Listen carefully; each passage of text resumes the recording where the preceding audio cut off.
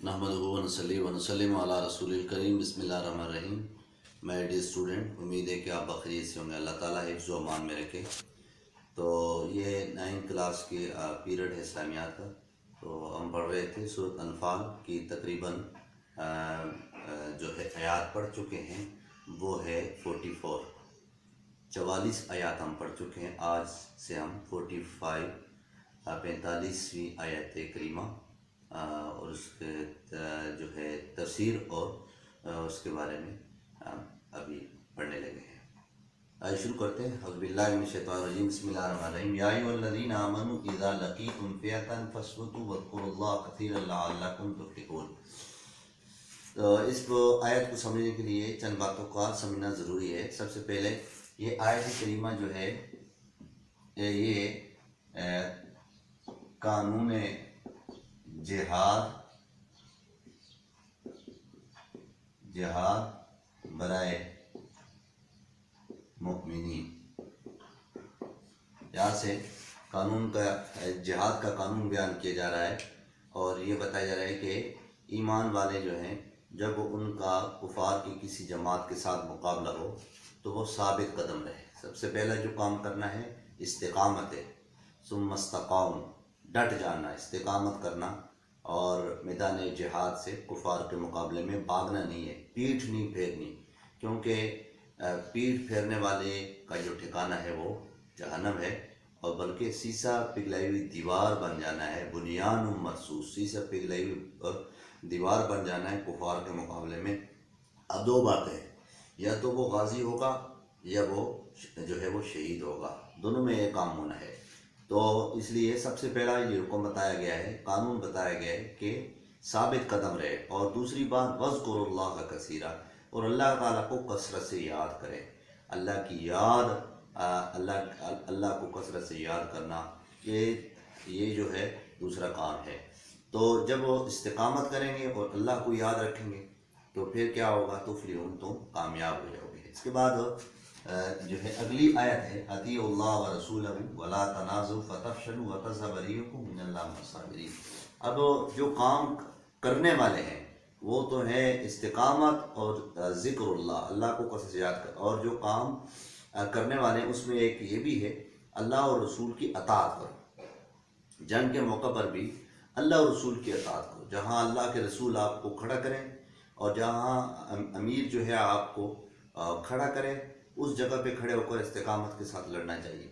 और जो काम नहीं करने वाले हैं वो है वला तनाज़ऊ फतफ़शलू व तज़हब रिहुकुम, और आपस में लड़ाई झगड़ा नहीं करना। जब लड़ाई झगड़ा करेंगे तो उससे नुकसान क्या होगा, उससे नुकसान दो होंगे। एक ये होगा कि तुम बुज़दिल हो जाओगे, हिम्मत हार जाओगे, और जो है हिम्मत हार जाने से और बुज़दिल हो जाने से तुम्हें शिकस्त मिल जाएगी। और दूसरी बात यह है कि जब तुम आपस में लड़ाई झगड़ा करोगे, इख्तिलाफ़ करोगे, तो इससे ये है कि तुम्हारी जो वक़ार है, तुम्हारी जो इज़्ज़त है, वो तकरीम जो है वो ख़त्म हो जाएगी। लिहाजा सब्र करें, इस्तिकामत करें, अल्लाह को कसरत से याद करें तो कामयाब हो जाएंगे। क्योंकि जो लोग सब्र करते हैं अल्लाह ताला सब्र करने वालों के साथ हैं। इसके बाद अगली आयत करीमा है और इसमें ईमान वालों को ये तंबीह की गई है कि जब तुम अल्लाह की राह में कुफार से लड़ने के लिए अपने घरों से निकलो तो फ़ख्र के साथ, गुरूर के साथ, तकब्बर के साथ, इतराते हुए, लोगों को दिखलाते हुए ना करो। जिस तरह के अबू जहल और अबू सुफियान और उसका जो लश्कर जब मक्का से वो अहले ईमान के साथ लड़ने के लिए निकला तो लोगों को रास्ते में दिखलाते हुए और फ़ख्र के साथ, तकब्बर और गुरूर के साथ कि हमारी फ़ौज ज़्यादा है, हमारी तादाद ज़्यादा है, हमारे पास असलहा ज़्यादा है, लिहाजा आज हम मुसलमानों को नेस्त व नाबूद कर देंगे, आज हम मुसलमानों को अहले ईमान को ख़त्म कर देंगे, सफ़ा हस्ती से मिटा देंगे।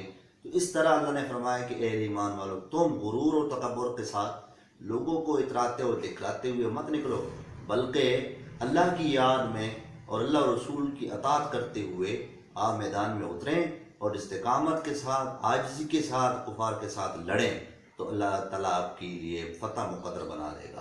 तो इसलिए इस आयत में ये जो है तंबीह की गई अहले ईमान को कि तुम जो है کفار کی طرح ابو جہل اور ابو سفیان اور ان کے ساتھیوں کی طرح فخر و غرور کے ساتھ مت نکلو، جیسے وہ لوگوں کو دکھلاتے اور اتراتے ہوئے لوگوں کو اللہ کے راہ سے روکتے ہیں۔ اس سے اگلی جو آخری آیت ہے، اس آخری آیت میں شیطان نے جب یہ دیکھا کہ غزوہ بدر کی کتنی قدر و منزلت ہے اور کتنی قدر و قیمت ہے اور کتنا مقام ہے اور کتنی اہمیت کا حامل ہے یہ جنگ، تو شیطان بھی اس موقع سے پیچھے نہ رہا۔ تو شیطان نے جو ہے سراقہ بن مالک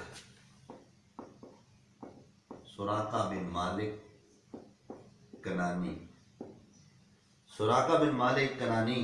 کی شکل میں شیطان جو ہے وہ اس کی شکل اختیار کی۔ یہ سراقہ بن مالک جو تھا کنانی، یہ بہت بڑا جاگیردار اور بہت بڑا چودھری نواب اور مکے کا بڑا رئیس تھا۔ اس کے پاس فوج بھی زیادہ تھی اور نوکر چاکر زیادہ تھے، اس کے پاس اسلحہ بھی زیادہ تھا، اس کے پاس مال و دولت زیادہ تھی۔ لہذا شیطان جو ہے سراقہ بن مالک کنانی کی شکل میں آیا اور ابو جہل کو یہ تسلی دی کہ میں تمہارے ساتھ ہوں کفار اہل ایمان سے لڑنے کے لیے، لہٰذا آپ فکر نہ کریں، آج آپ پر کوئی بھی غالب نہیں آئے گا، میں آپ کا دوست ہوں، میں آپ کا سجن ہوں، میں آپ کا دوست ہوں، میں آپ کا رفیق ہوں، آج اہل ایمان میں سے کوئی آپ پہ غالب نہیں آئے گا۔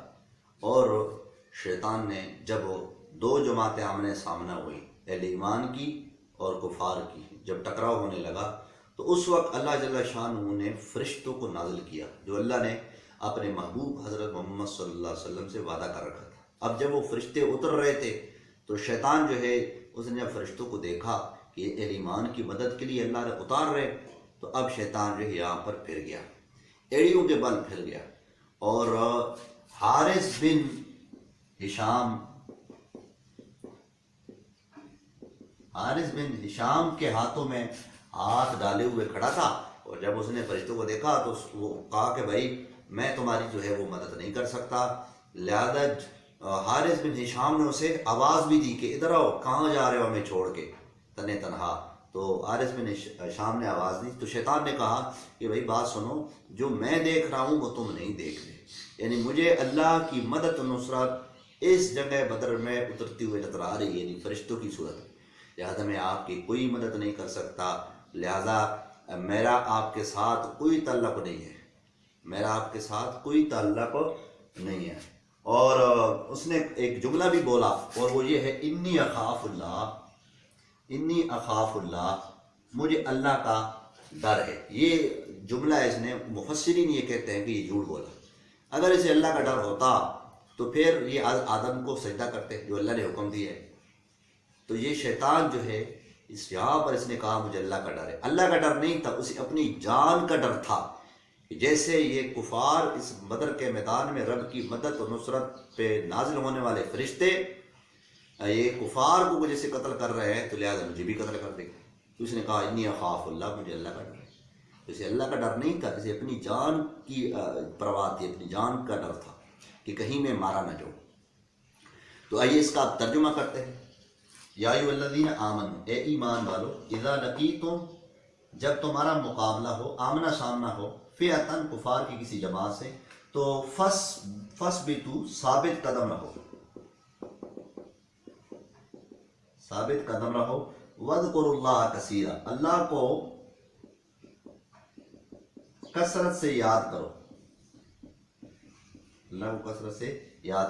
لعلکم تفلحون، تاکہ تم کامیاب ہو جاؤ۔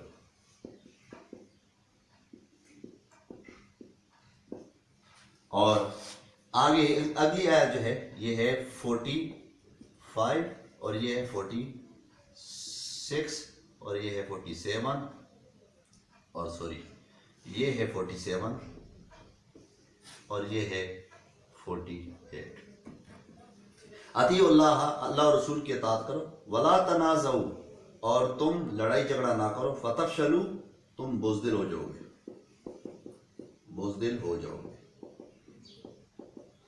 وتذهب ريحكم، اور تمہاری عزت چلی جائے گی۔ واصبروا، اور صبر کرو، بے شک اللہ صبر کرنے والوں کے ساتھ۔ اگلی آیت ہے ولا تکونوا کالذین، اور نہ تم ہو جاؤ ان کافروں کی طرح، یعنی ابو جہل، ابو سفیان کا لشکر وغیرہ، کہ خارجو جو نکلے اپنے گھروں سے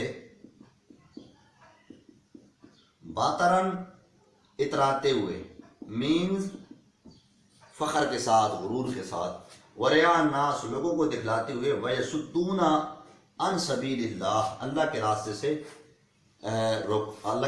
سے روکتے تھے، واللہ بما یعملون محیط، اور وہ جو کچھ بھی عمل کر رہے تھے اللہ تعالیٰ ان کے اعمال پہ احاطہ، اللہ بسبب ان کے جو عمل کرتے ہیں محیط، اس کو احاطہ کیے ہوئے۔